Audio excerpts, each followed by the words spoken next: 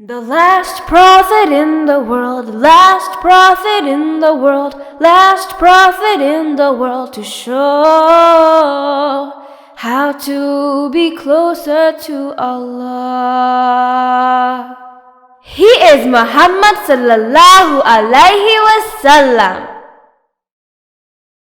برا ابو لہب.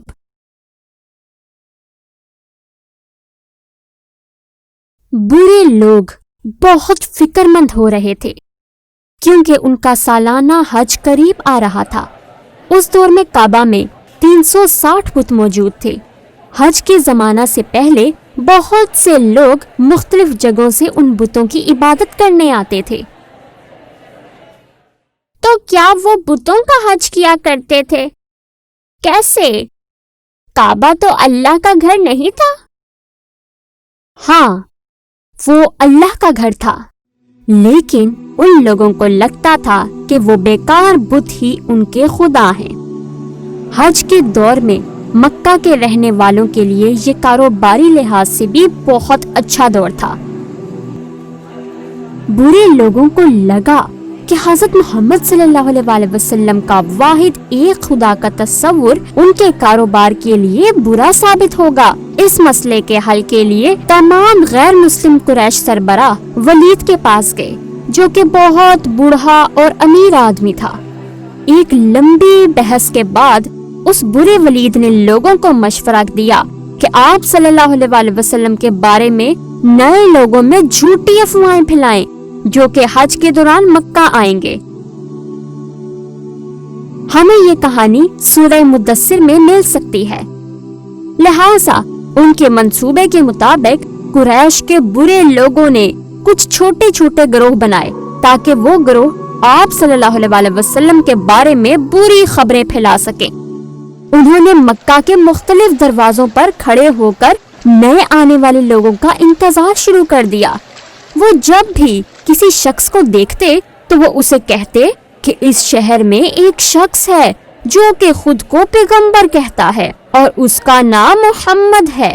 انہوں نے خود سے کہانیاں بنانا شروع کر دی کہ وہ بہت برا جادوگر ہے، لہٰذا اگر وہ کچھ بھی کہے تو وہ ایک نئے مذہب کو پھیلانے کی کوشش کر رہا ہے جو کہ دوستوں اور خاندانوں کے تعلقات کو خراب کر رہا ہے. تاہم یہ ایک بری چیز تھی، لیکن آپ صلی اللہ علیہ وسلم کے خلاف یہ تمام جھوٹی خبریں اسلام کے لیے بہت مددگار ثابت ہوئیں. ان برے لوگوں کی وجہ سے جو جھوٹی خبریں بنا رہے تھے، تمام نئے آنے والے لوگوں کو نئے پیغمبر کے بارے میں پتہ چلتا رہا. لہٰذا ان نئے لوگوں کو آپ صلی اللہ علیہ وسلم کے بارے میں جاننے کا اور تجسس ہونے لگا. لیکن برے لوگوں نے ہمیشہ آپ صلی اللہ علیہ وسلم کے لیے مشکلات کھڑی کی. جب آپ صلی اللہ علیہ وسلم لوگوں کے پاس اسلام کی دعوت دینے جاتے تو بہت برا ابو لہب ان کے پیچھے آ جاتا اور انہیں پریشان کرتا. حج سے فارغ ہو کر جب لوگ واپس اپنے گھروں کو گئے تو دوسرے لوگوں نے بھی آپ صلی اللہ علیہ وسلم اور ان کے مقصد کے بارے میں باتیں شروع کر دیں اور بہت جلد پورے عرب میں پیغمبر محمد صلی اللہ علیہ وسلم کے بارے میں خبر پھیل چکی تھی. جب ان برے لوگوں کا منصوبہ کارآمد نہ رہا تو انہوں نے آپ صلی اللہ علیہ وسلم کو روکنے کی کوشش کی. سچ میں انہوں نے آپ صلی اللہ علیہ وسلم کو کیسے روکا؟ انہوں نے آپ صلی اللہ علیہ وسلم کو 3 مختلف طریقوں سے روکنے کی کوشش کی. نمبر 1، دوسرے لوگوں کے سامنے مسلمانوں کا مذاق اڑا کے. نمبر 2، وہ برے لوگ کہتے کہ قرآن کوئی خدا کی طرف سے نہیں آیا بلکہ یہ آپ صلی اللہ علیہ وسلم نے اپنی طرف سے خود لکھا ہے. نمبر 3، دوسرے لوگوں کے سامنے مسلمانوں کو قرآن پڑھنے سے روکتے. جب بھی آپ صلی اللہ علیہ وسلم لوگوں کے سامنے قرآن پڑھتے تو وہ غیر مسلم اس ہجوم کو توڑ دیتے اور کہتے کہ قرآن پرانی کہی سنی کہانیوں کی ایک کتاب ہے. اس وقت ایک بہت برا غیر مسلم نادر بن حارث مختلف مشہور پرانی کہانیاں سیکھنے کے لیے مختلف جگہوں پر گیا. جب آپ صلی اللہ علیہ وسلم لوگوں سے بات کر رہے ہوتے تو وہ برا شخص نادر لوگوں کو وہی پرانی مشہور کہانیاں سنانا شروع کر دیتا لوگوں کو یہ دکھانے کے لیے کہ وہ بھی قرآن کی طرح کہانیاں سنا سکتا ہے۔ اس کے پاس بہت سی عورتیں غلام کے طور پر تھیں، لہٰذا جب بھی کوئی دل سے اسلام قبول کرنے لگتا تو وہ فوراً ایک غلام لڑکی اور مختلف قسم کے کھانے اور مشروب اسے دیتا تاکہ وہ اسلام قبول کرنے سے رک جائے۔ ہر حالت میں اللہ تعالیٰ ہر طرح کے جوابات اور نصیحتیں آپ صلی اللہ علیہ وسلم پر نازل فرماتا رہا تاکہ وہ غیر مسلموں کا مقابلہ کر سکیں۔ آپ صلی اللہ علیہ وسلم کی پیغمبری کے 4 سال کے دوران ان برے لوگوں نے مسلمانوں کے لیے بہت مشکلات پیدا کرنا شروع کر دی۔ شروع میں یہ کم تھا، لیکن دن گزرنے کے ساتھ ساتھ حالت بدترین ہوتی چلی گئی، خاص کر کے پیغمبر کے 5ویں سال کے درمیان میں۔ غیر مسلموں کو لگتا کہ آپ صلی اللہ علیہ وسلم ہمیشہ اپنے راستے پر چل رہے ہیں، کیونکہ وہ لوگ ان کا کچھ نہیں بگاڑ پا رہے تھے۔ وہ حضرت محمد صلی اللہ علیہ وسلم کا کچھ کیوں نہیں بگاڑ سکے؟ کیونکہ آپ صلی اللہ علیہ وسلم بہت اچھے انسان تھے اور وہ ایک اعلیٰ درجے کے خاندان سے تعلق رکھتے تھے، تو وہ برے لوگ ان کے بارے میں کچھ نہیں کہہ سکتے تھے۔ آپ صلی اللہ علیہ وسلم کی طاقت کا ایک اور ذریعہ ان کے چچا ابو طالب تھے۔ اس معاشرے میں ابو طالب بہت محترم اور طاقتور تھے۔ ابو طالب مسلمان تو نہیں تھے، لیکن انہوں نے ہمیشہ آپ صلی اللہ علیہ وسلم کی مدد کی، لہٰذا ان برے قریشی سرداروں نے ہمیشہ ابو طالب کو اکسانے کی کوشش کی کہ وہ حضور صلی اللہ علیہ وسلم کی مدد نہ کرے۔ ایک دن انہوں نے آپ صلی اللہ علیہ وسلم سے کہا کہ اگر وہ اسلام کی تعلیمات پھیلانا بند کر دیں تو وہ انہیں بہت امیر کر دیں گے۔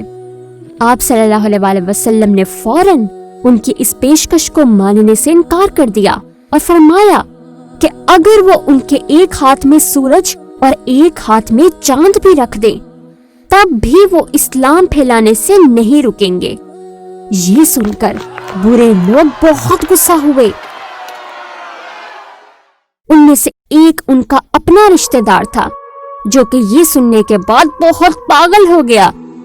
وہ ابو لہب تھا۔ وہ حضرت محمد صلی اللہ علیہ وسلم کا چچا اور ان کا ہمسایہ بھی تھا۔ اسلام کے آنے سے پہلے ان کے آپس کے تعلقات بہت اچھے تھے، یہاں تک کہ ابو لہب کے 2 بیٹوں کی شادی آپ صلی اللہ علیہ وسلم کی 2 بیٹیوں رقیہ اور کلثوم سے ہوئی تھی۔ لیکن جب حضرت محمد صلی اللہ علیہ وسلم نے اللہ کے قوانین کو پھیلانا شروع کیا تو ابو لہب اور اس کی بیوی نے اپنے بیٹوں پر زور ڈالا کہ وہ اپنی بیویوں کو طلاق دے دیں، اور انہوں نے ایسا ہی کیا تاکہ آپ صلی اللہ علیہ وسلم اللہ کے نام سے پیچھے ہٹ جائیں۔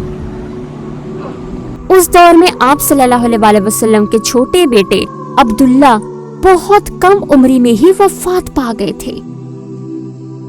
ابو لہب کا دماغ بہت خراب تھا اور وہ اس بات پر بہت خوش ہوا، چونکہ حضرت محمد صلی اللہ علیہ وسلم کا کوئی اور بیٹا حیات نہیں تھا۔ اس وجہ سے آپ صلی اللہ علیہ وسلم بہت افسردہ ہوئے، ان کا دل ٹوٹ چکا تھا۔ لہٰذا اللہ تعالیٰ نے انہیں خوش کرنے کے لیے اور ایک اچھی خبر سنانے کے لیے ان پر سورہ کوثر نازل فرمائی۔ ابو لہب کی بیوی بھی بہت بری خاتون تھی۔ اکثر رات کو وہ تیز کانٹے آپ صلی اللہ علیہ وسلم کے دروازے کے آگے بچھا دیتی تاکہ وہ اور ان کے گھر والے جیسے کہ ان کے بچے ان کے پیروں میں وہ کانٹے لگیں اور ان کانٹوں کی وجہ سے ان کے پیروں سے خون نکلے۔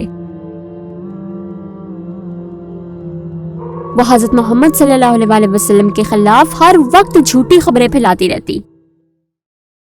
ابو لہب اور اس کی بیوی تو بہت زیادہ برے لوگ تھے۔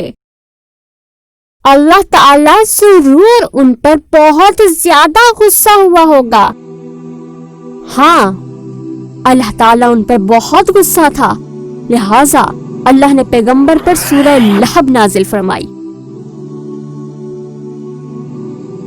جب ابو لہب کی بیوی ام جمیل کو اس سورہ کے بارے میں پتہ چلا تو وہ بہت غصہ ہوئی اس نے کچھ پتھر لیے اور آپ صلی اللہ علیہ وسلم کو نقصان پہنچانے کے لیے انہیں ڈھونڈنا شروع کر دیا۔ ابو بکر رضی اللہ تعالیٰ عنہ اور آپ صلی اللہ علیہ وسلم کعبہ کے پاس بیٹھے تھے۔ جب حضرت محمد صلی اللہ علیہ وسلم نے اسے آتے ہوئے دیکھا تو آپ صلی اللہ علیہ وسلم نے قرآن پڑھنا شروع کر دیا۔ پھر ایک معجزہ ہوا۔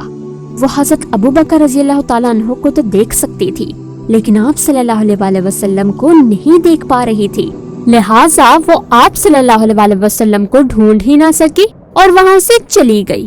وہ اس قدر بری ہو چکی تھی کہ وہ اپنا تمام قیمتی زیور بیچنا چاہتی تھی، صرف اسی لیے کہ وہ آپ صلی اللہ علیہ وسلم کو تکلیف پہنچا سکے۔ ابو لہب اور اس کی بیوی ہمیشہ پیغمبر کے لیے مشکلات کھڑی کرتے تھے۔ بعض اوقات جب آپ صلی اللہ علیہ وسلم نماز پڑھ رہے ہوتے تو ابو لہب بکریوں کا گندگی بھرا پیٹ یا جانوروں کے گندے حصے ان پر پھینک دیتا۔ بعض اوقات تو ابو لہب ان کے کھانے میں کچھ غلیظ کچرا بھی پھینک دیا کرتا تھا۔ تو آج کے لیے اتنا ہی، انشاءاللہ پھر ملاقات ہوگی۔